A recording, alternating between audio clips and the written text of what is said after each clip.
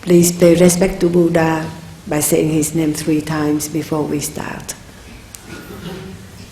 Namo Sakyamuni Buddha.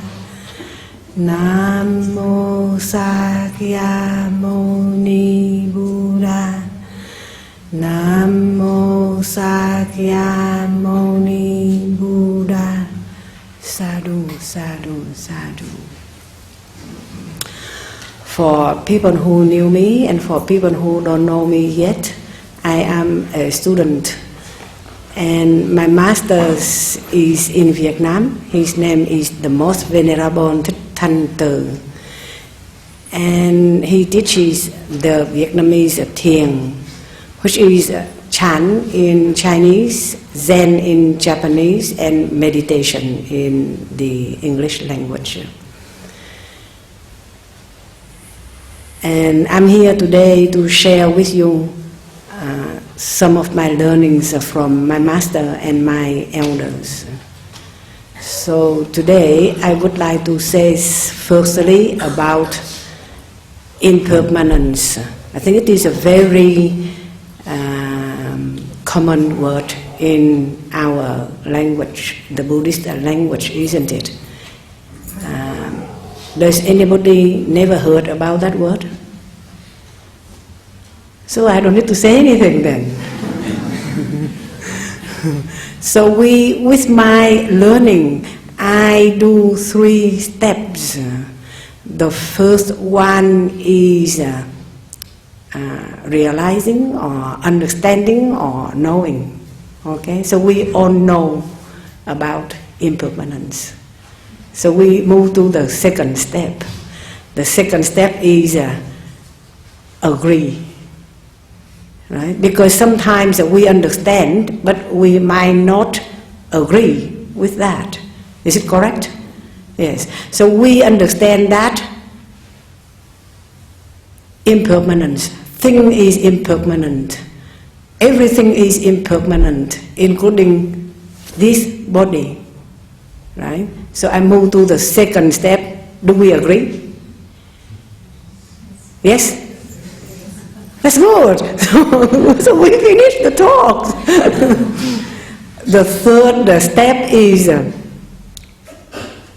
then how do we do about it? Right? We understand, we agree. And what are we going to do with that? We don't put it on the shelf, put in the book, and just read it, and everybody talk about that. I know, and you can recite everything. The last step is practice. So I would like to share with you how I practice in our tradition, the Thiền way. Is it all right? Everything is impermanent. Okay? And in Vietnam we have a saying that you cannot bathe twice in the same river. Is it clear translation? You cannot bathe twice in the same river. Why?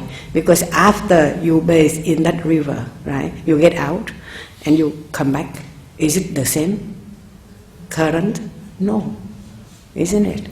Realistically, today we have the affinity to get together, right? We are here today, tonight, and this atmosphere, this room. But maybe can we find the same, like the same tonight, the next time? No, everything changed. When I was born, about that big, isn't it? I don't know about that big. I think about a ruler, even shorter than a ruler. When my friends gave birth to her baby, she's now big, very tall. I couldn't hold her. I said that she might slip through my fingers. She's that little, right? So how big we are now, and we change. The impermanence apply to things and us. All right? And why impermanent? Because we change. And why we change? Because it is a formation of so many things together. That's why it's changing.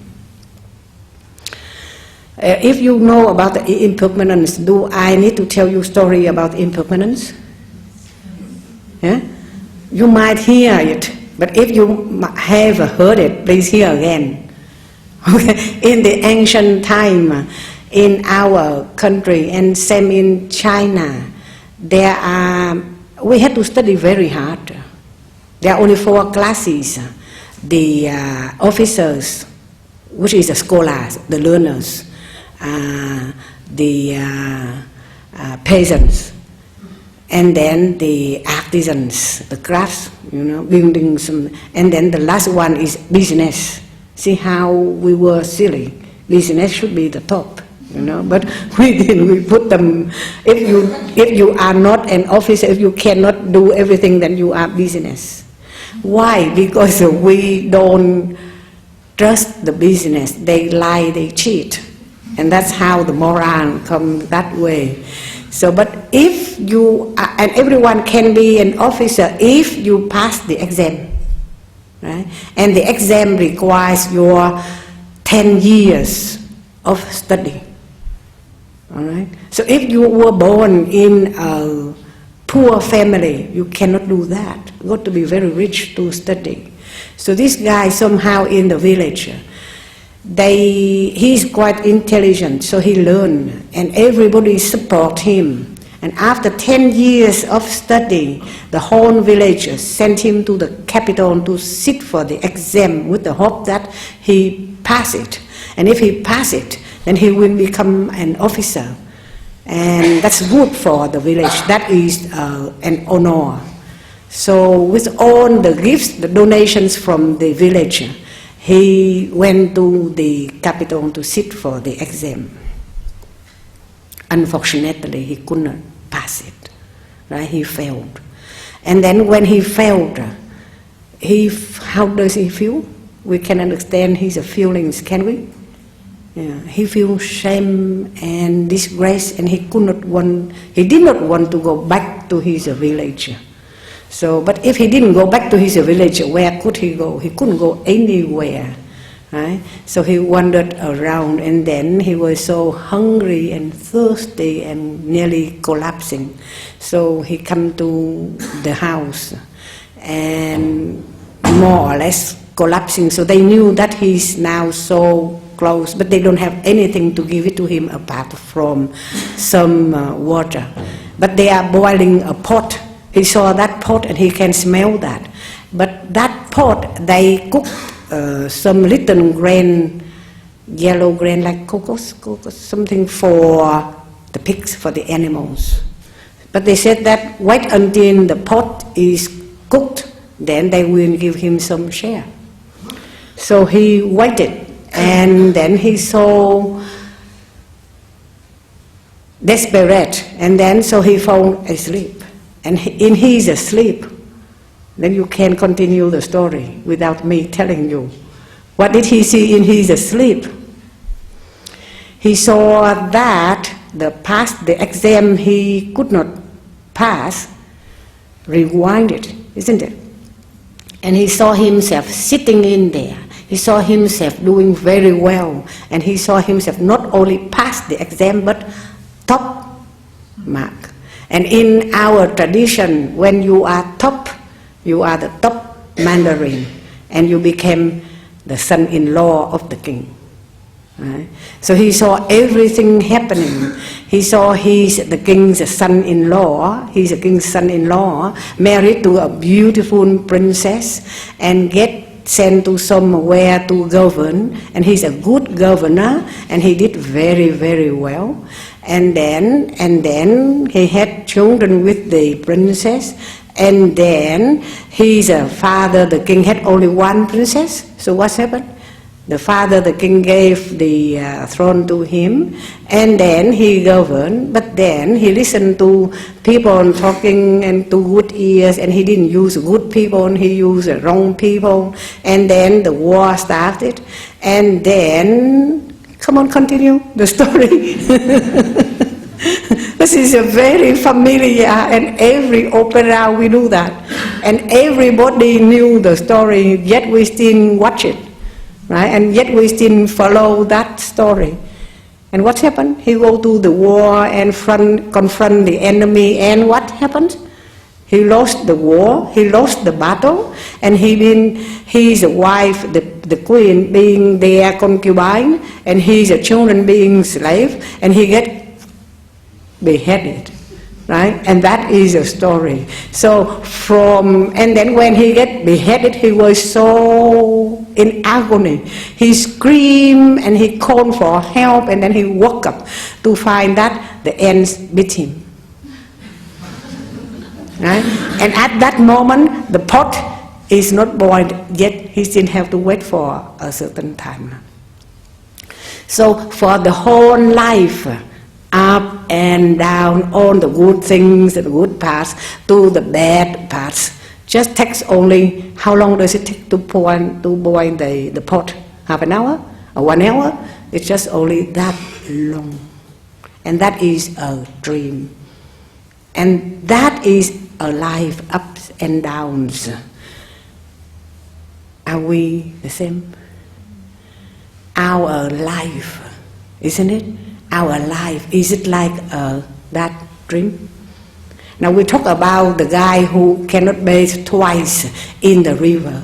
That is bathe in the river, right? Here we are bathing in the time, up and down, and we are dreaming with that guy, the failed student. He dream when he sleep, but are we dreaming with our eyes open? Isn't it? And because we are dreaming with our eyes open, that's why when things bad coming, we scream, that's how miserable I am, I suffer. And that's why you come here to listen to some talk.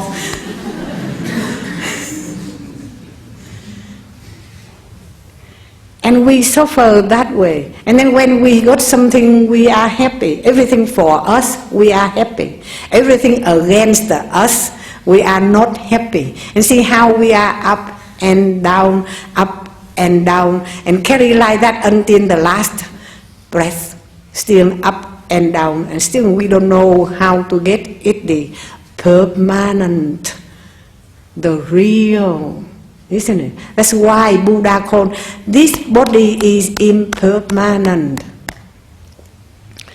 But do we understand, don't we, that this is impermanent because it is a composition of the 4 elements. Right? We learn it by heart, but do we practice it by heart? We understand, we agree, but do we practice it by heart? Because if we practice it, we said we learn it. Don't tell me everything is impermanent. When I get the pain and I see my doctor, he said, it will go. That is impermanent. I said, I know, right? Yeah, but it will go. Everything will go. But I want it go now. So impermanent. Right? But we agree. But how can we still forget? Because we don't practice it. We know that is impermanent. It doesn't last, it changes. It is a composition of these things. Why? Because we stick to this one is true. When Buddha said it's not true, everything which is impermanent, which is a formation of so many things together, they are not true. And that's why if we stick to that is true, we suffer. Because we don't see the true from the phones. We take these phones as true. Right? Do we need more stories to point out? There is a story about in our country we have so many because people, they said they are Buddhist. They said they are Buddhist. Why? Because they come to the temple. When they see Buddha statue, they bow, right? They prostrate. And they chant, they pray. And they give donation, and they believe that they are Buddhist. Right?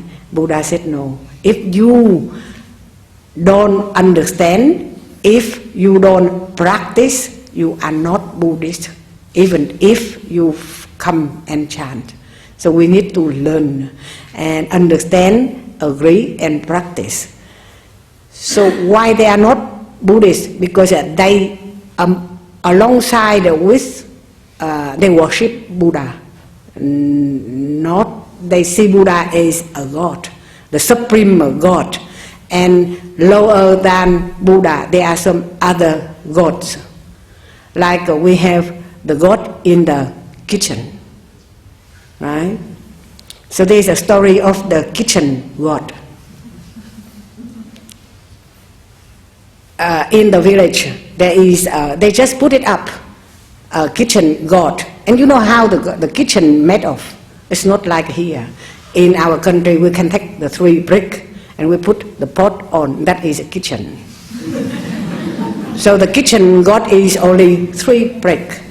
But somehow there is some god, some deities lean on that, you know, and that's why that kitchen god is a very powerful.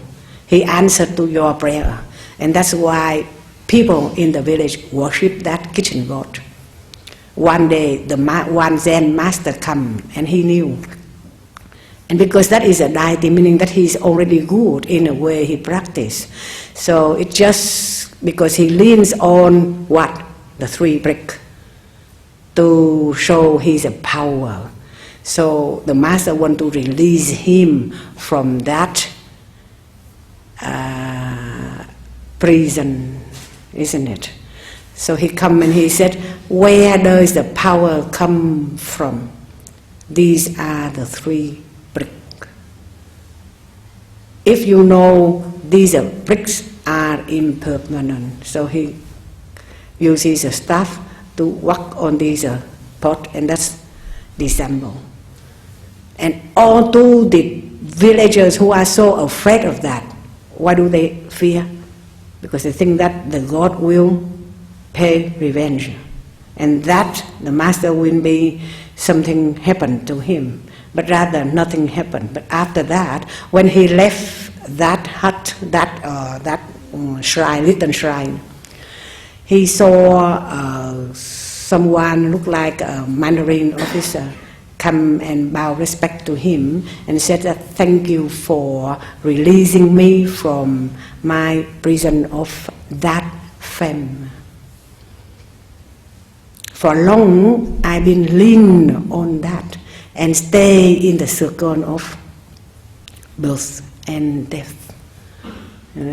And for that, because to show the power, everybody do offer him so many creatures, and meaning that he's commit a bit of a killing in there as well. They offer that, and for that power, and that is impermanent, I commit so much of your talk, I now been released.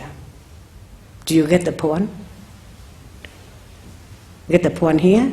Now, he is the deity. He leaned on the 3 bricks to show his power. And because of that, he has to live in this world.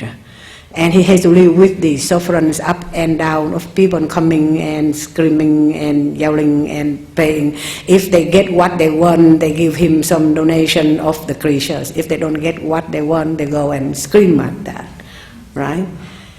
We human beings, what or where do we lean on? Where do we lean on, or what do we lean on? To show that me exists, me power, me is right. Which one we lean on? Is it this body? And what is this body? A stinking bag of flesh and bone. Is it correct? Agree? If you don't agree, you can tell me, right? So we lean on this one to show that I'm right. Huh? And I'm powerful. And if you don't agree with me, then I am enraged. You see that point? You see how impermanent and how we exercise our ignorance. So is it this one real us? Why do we learn Buddhism for? Buddha teach us the true and the false. This one is not us. The real us got to be omnipresent all the time, isn't it? It got to be all the time. It got to be us. But this one, if this is us, so which one we see that is us? Which one? Now this, which one? The flesh or the bone or the blood or the vein or the skin?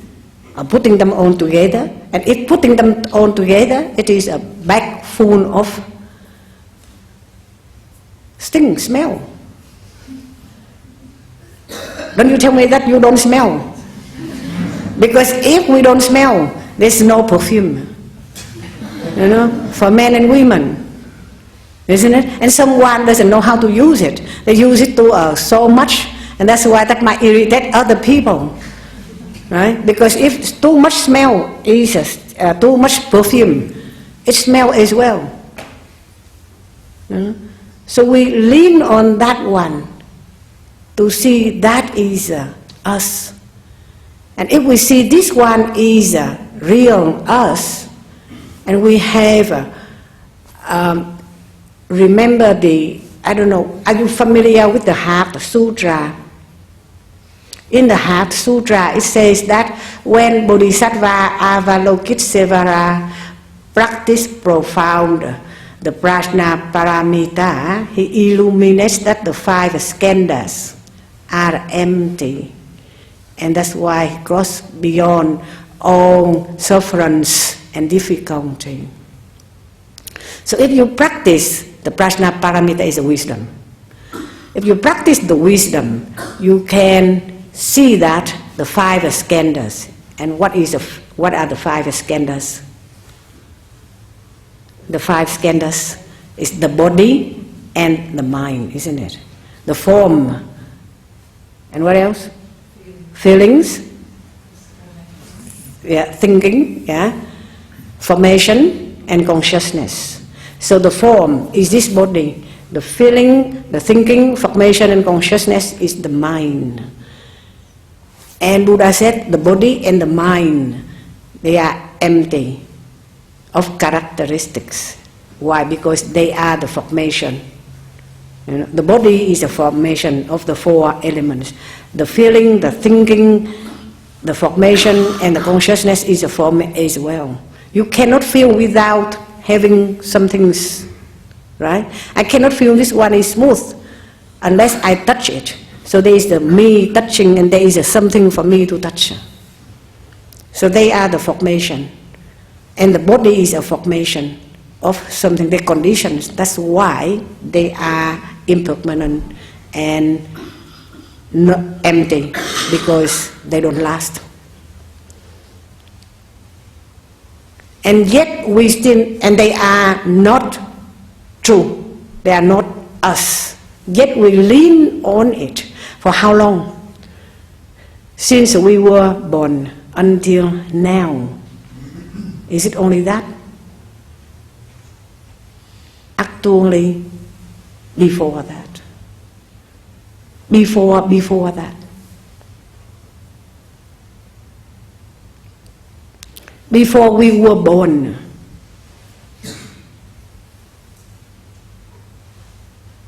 we, how do I say, this life is a continuing of another life. Now let's put it this way. This one, we take it because we are ignorant. That's why we take it as a true one. How do we live on our daily life? We treasure it. Do we? This body. Since we were born, the parents treasure it for us. And then when we know, and then we treasure, we nourish, we adore it, we groom it, we do everything for it. Isn't it? Not only that, if anyone does something against it, then we are not happy. Anything we don't gain for it, we are not happy. So since we were born now, until now, let's talk about this life. Until now, every time, every day, every month, every year, we just do for it to be better. Correct? Better than yesterday, and not only that, better than the neighbor, better than the friend. Isn't it? If the friend's husband bought her something sparkling, right? And she showed it to you. Quickly you have to tell your husband, look, see how they love each other. Now you show your love to me. And she had 1 carat, then I have to have 1.1. Isn't it just how our life is? Right? And if she wears something you see that is good, then you have to go to, if she goes to David Jones, you have to go to Meyer or somewhere like that, isn't it? So that is how we do it. We do for our body. And for our mind as well. Mind opinion got to be better, you have to obey it. And that's why the quarrel in the family. Right? The worst thing is when the last breath exhale, right? We, for so many years, up to now, 60 years, 70 years, 80 years, treasure this one, do everything for this one, fight, right? And for this one. But when the last breath exhale, what's going to become to this one? Into ashes, right? Does it go with you? No. And while doing everything for this body, we might do a lot of karmic actions, isn't it? Because when you fight for it, when you fight for it to be approved, you create some things, right? Compete with something, do something, kill something for this one to get the best. And we have done so many karmic actions. Now when the last breath exhale, this one go to ashes happily. Right? It says goodbye. Who get the responsibility of these karmic actions? You create the karma, isn't it? You do everything for it, but by the end, it says goodbye to you, and you carry the karma to go to another life.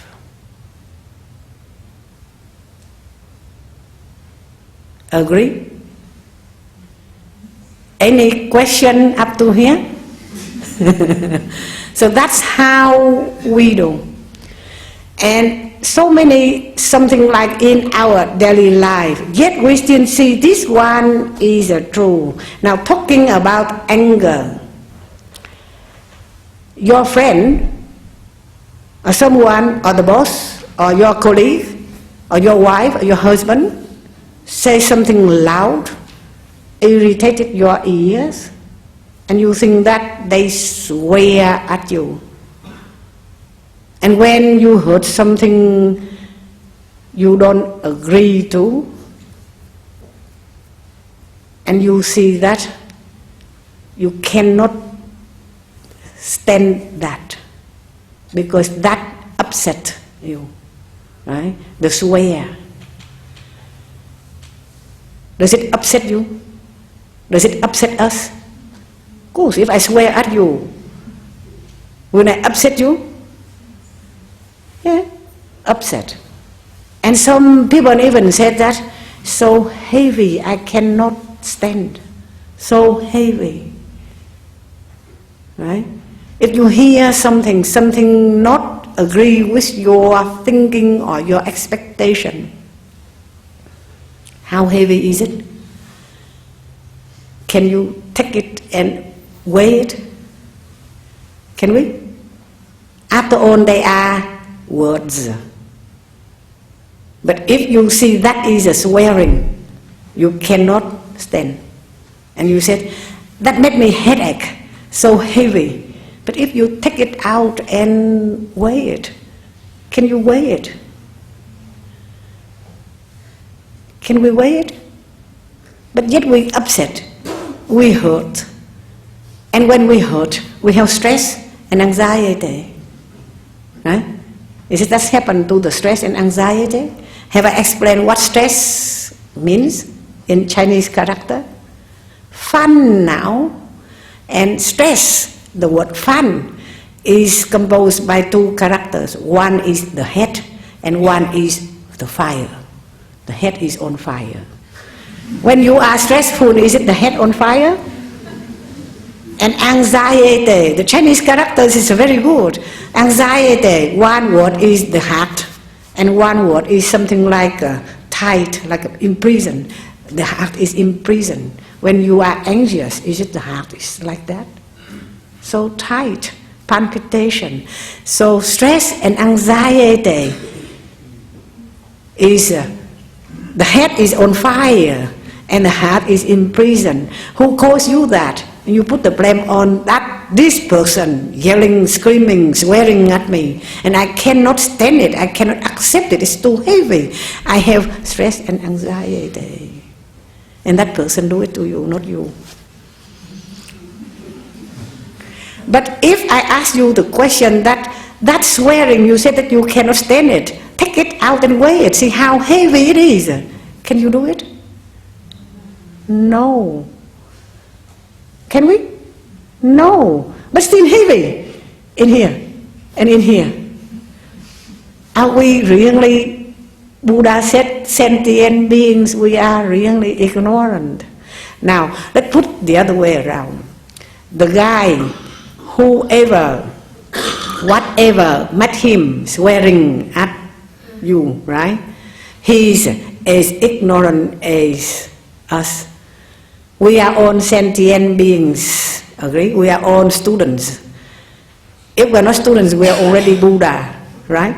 So he or she or whoever, whatever, swearing or upsetting us. Now, this one is a sentient being, ignorant sentient being, swearing at us, who caused us stress and anxiety, right? Swearing at us. What does this one swearing at? Is it this stinking body, flesh and bone? Isn't it? And that stinking body, flesh and bone, if you take every bit out, is it senseless and priceless? So that sentient being, ignorant, swearing at this sentient being, flesh and bone, why bother you and you cause you stress and anxiety? Do you see the point? Do I make sense? But we still keep being anxious and stressful because we see this one is a true. He swear at me, and the mind is so big. Now another point, okay? We've been practicing Buddhism or meditation, and Buddha taught us about the true and the false. This one we agree that is not true, right? Remember, this one is not true. We agree, don't we? The true is a real me, the Buddha nature. The diamond I forgot, long time forgot, now try to wake up. Alright? Anyone wake up? With your diamond? Hold it tight. Okay? Now, so, long time we forgot, now we have it. Okay? How anyone know that you have the diamond? We all know that we have the diamond, right? Hands up, anyone saw it? If you saw it, I will bow to you. Because if you saw it, then you saw something, not your diamond. If you saw it, If you see it, you see something, be careful. Don't go to someone who said, come to me and I teach you for 3 months, you will see your diamond. And that's wrong, because if the diamond is something to be, if you see the diamond, then that is something to be seen. You got it? And if something, then it is a form. And if it is a form, then it is impermanent. You got it? And us is permanent. So we agree that we have the diamond. We cannot see it. Where to see it? But we sense it. Got it? We sense it. By learning, by meditating, we somehow sense it. And to be honest, if in my meditation at every session, if I have 5 minutes with it, I consider that session is successful. Okay? Have you sensed it when you meditate? When you come to a bliss, a very calm, that is your true self. And if every session I have 5 minutes with that, so bliss, so success, so good. There's no word to describe. You cannot say successful, because if you say successful, then there is unsuccessful. But apparently there are so many unsuccessful meditation sessions. Because if you don't pen here, pen there, you're fidgeting, and you think so many things, right? So that is how we sense it. We don't see it. It is not a form to be seen. Now back to our sentient being who swear at me. Okay, for how many years we've been it, right? How can that person know to swear at that one? You what the pot? And if he doesn't swear at that one, at the true one, he swear at this bunker, stinky bag of flesh and bone, and that doesn't bother the true nature at all. Do you get it? You get the point?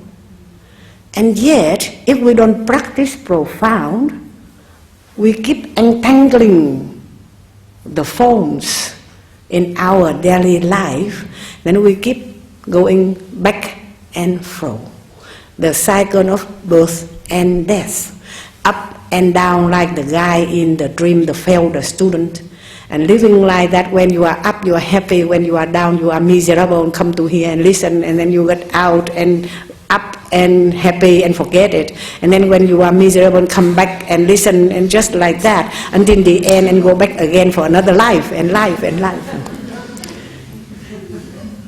So how miserable, isn't it? So if we understand and if we agree, put it into practice. The practice. And in the back to the Heart Sutra, the first sentence, when Bodhisattva Avalokitesvara practice profound the Prajna Paramita, and I said Prajna Paramita is wisdom, which is our true nature. Practice profound. And if we say practice profound, then there is some practice shallow, isn't it? Isn't it? No, practice is practice. There is no weighing. As I said, you cannot weigh how heavy is profound and how light is a shallow. Practice profound means you practice, practice, practice, practice, practice. What do you mean? What does it mean? Don't forget. And how can you practice without forgetting it? Every moment. Every moment. You treasure every moment to practice. We understand that is impermanence. We agree that is impermanent. We don't practice. And if we practice on and off, then the impermanence becomes permanent. And we treasure this bag of stinky flesh and bone. So every moment is a moment of practicing. Remember that this one is nothing than a bag full of flesh and bone. And if the person somehow they get out of the bed in the wrong side and they're not happy with you, they swear at you, see straight away that is impermanent, because the next minute after that he will give you a cup of coffee and you just talk and smile, just like that. And there is no upsetting and no stress and no anxiety. So every moment, don't wait until the pain, because when I have the pain, I realize how my elder said. He said that practice now. Don't wait until it's too late, because when the pain comes, what do? You fight with the pain. You forget everything, right? Let's practice now. Every now moment is a treasure moment to practice. And if we realize that, we see to the point, go deeper, deeper, see, ponder and contemplate that. Buddha, when he first say, what is his first lecture about? And that is the misunderstanding for everybody.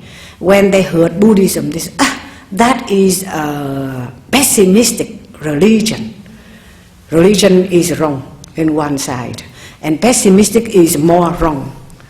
And why they said pessimistic? Because see, look, Buddha talked about sufferance. That is the first lecture, isn't it? The four truths. And in his four truths, the first one is sufferance. So why he talked about sufferance for? For us to know that is a sufferance, not to tell us living in sufferance. Because when we know that is sufferance, we don't need to live with sufferance. You got the point? So it's not pessimistic. Actually, it is a very optimistic. We have so many stories to see. There is in Buddha's life, there's one arahat, one bhikkhu. He learned Buddha, he learned the teachings, and then when he saw, in India there is a pond legs with lotus. In WA it's very hard. I tried to grow it. I failed so many times, so I gave up. But in India, so beautiful lotus, and in our country as well, so many beautiful lotus. Remember, that's beautiful lotus. So he contemplated the leg with beautiful lotus, and then later he saw so many girls come and cut the lotus, because they cut them to go to the market to sell them. So he saw the cutting of the lotus, and then after that, some clumsy, they have to tie into bundles, and then the lotus from the pond beautifully there get into the basket and into the bundle and shift onto the carriage, and by doing so there's so many tons, isn't it? And he's awakened. Everyone here click. He's awake, and when he's awake he become arahat. He learned the impermanence that way. Anyone clicks? You become arahat. There is a story of a Zen master. There was one student, and if you have heard this story, please hear again. He come to seek enlightenment from a Zen master, and enlighten compared to us in the dark, the light and the dark. And what is the light? The light is the truth, and we live in the phones, and that's why we are in the dark. You got it? So he come to the teacher. Every time he asked the teacher a question, what is the essence of Buddhism? He got a swearing at him. And you know swearing? Yeah, swearing. And then he was so upset. He came back to his hut, and he learned more, he practiced more, and then he come and ask her. He got another swearing. Every time like that, up to the point that he cannot hold anymore. He got stress and anxiety. He couldn't believe that the master gave it to him. He put the blame on the master, because the master swear at him. So by the end, finally he said that, Master, I come here, I beg you to teach me. I don't ask for swearing. And the teacher hold him like that and face to face and shouted at him, you call this swearing? And he awakened. Anyone awakened? You got it? Swearing. Because you counted. And that's, like I said before, so heavy to him. But can he put it out and weigh it? You got the point here? Yes or no? If no, I will swear at you. Right? And if you call this swearing, you go to more lessons.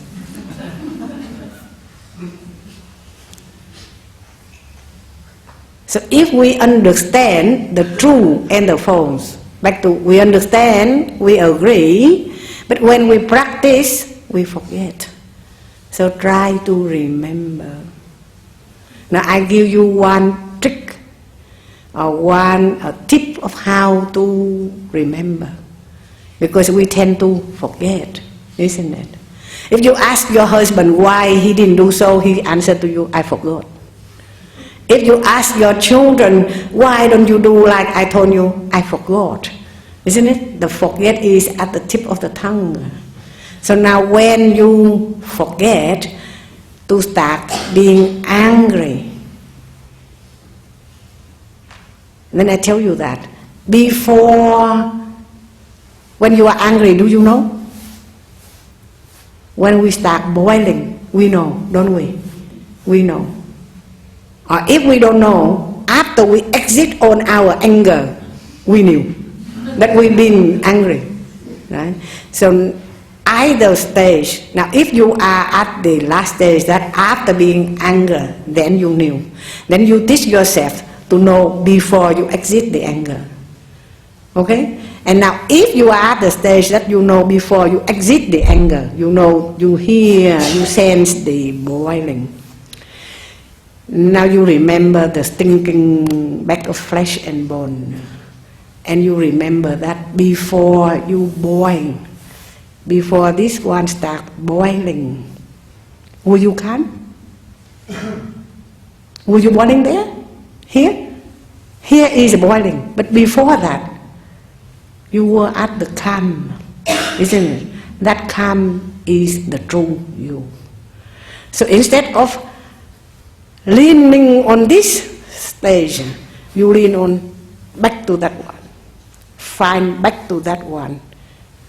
And back to your true self. And remember that these are words.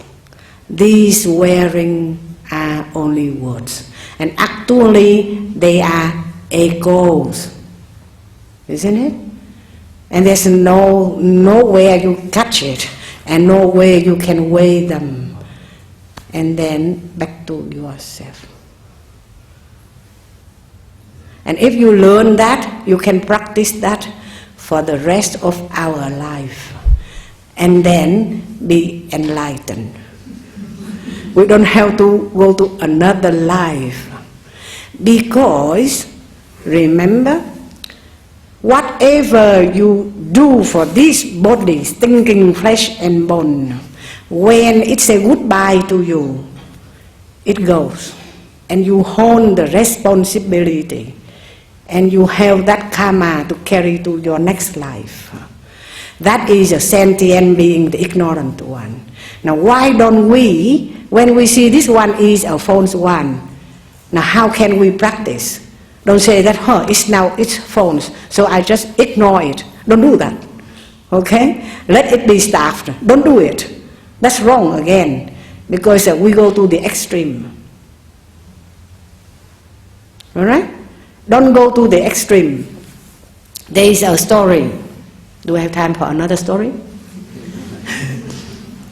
One master, there is a student in a temple. He practiced. He's so serious and he wants to be enlightened. So he copies all the actions, all things from the master. He learned. So he sort of like worship his master.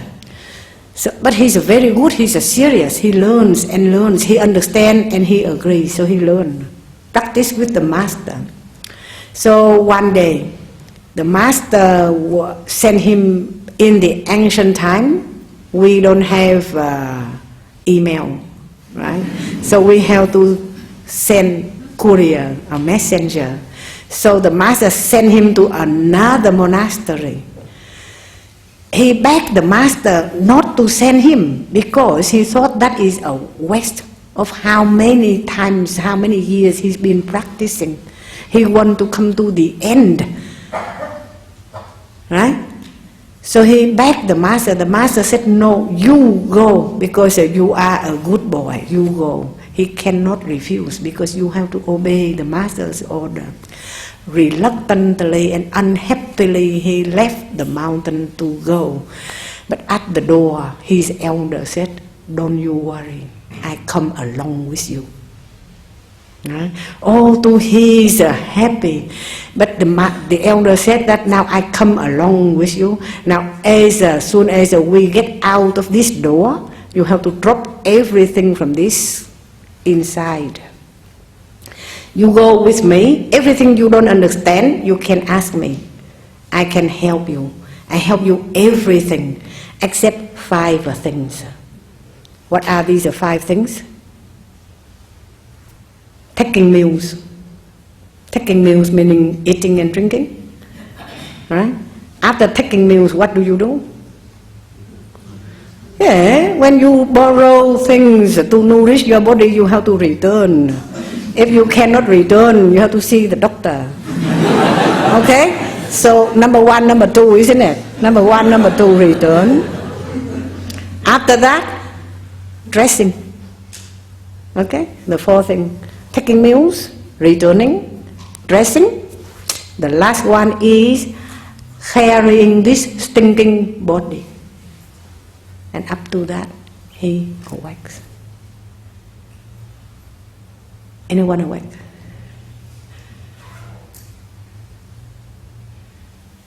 You see the true and the false, right? Our true is omnipresent. We cannot see it, but we sense it. It needs to lean to this body, but it is not this body. You ready?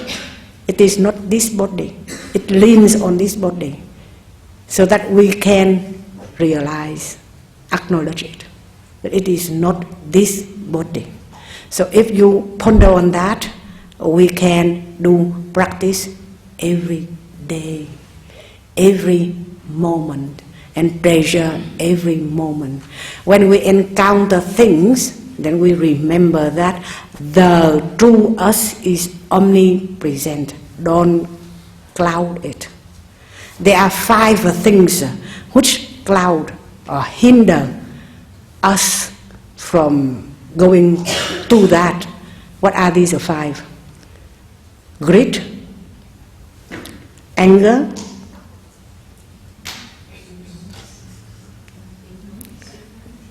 no, that is the other.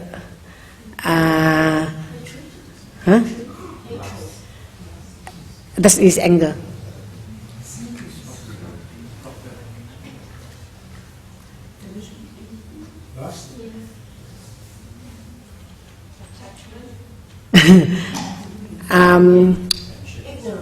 Yeah, and then what else? The 5 things. Sleeping. Yeah. Sloth and torpor. Sloth and torpor. I don't understand that. Sloth and torpor. When you go to sleep and you fall asleep. Oh yeah, that's it. Yeah. Sloth. Yeah. So these are 5 hindrances from for us to not to see to ourselves.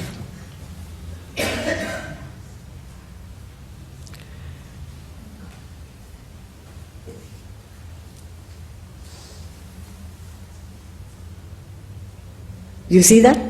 See the true and the false? And that's what I want to share with you. Because don't wait until too late to do it. Every now moment is a precious moment to treasure. Right? And if you can see that, we really can forgive and forget things. And particularly forgive the friends, the people who intentionally or unintentionally hurt us, because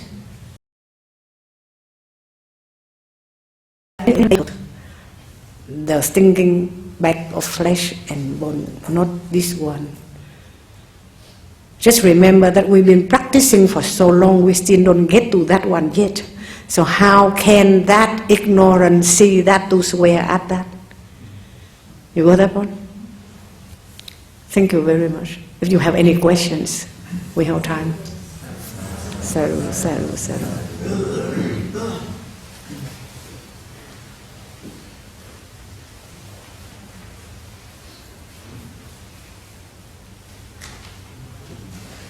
Any question?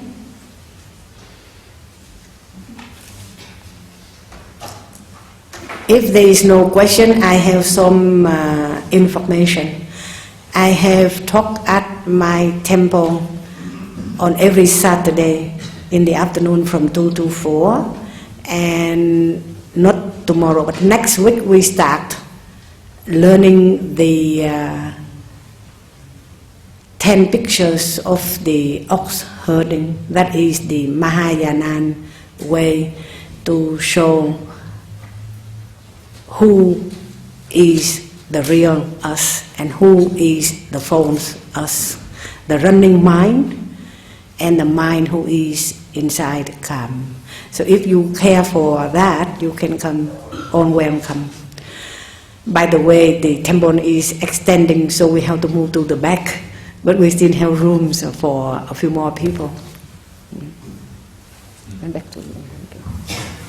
Very good. Thank you so much. Very kind for... Can I just, if we don't have any questions, so shall we transfer the merit before the announcement? Yeah. Do you want to do it in English or in the Pali? How do you do it in here? How do you normally do it here? Maybe English. In English? So, if you just follow me, please. I vow that the merit and virtue from this will go everywhere, reach everyone. May all of us and all living beings that we realize and practice the Buddha way. Sadhu, sadhu, sadhu. Thank you.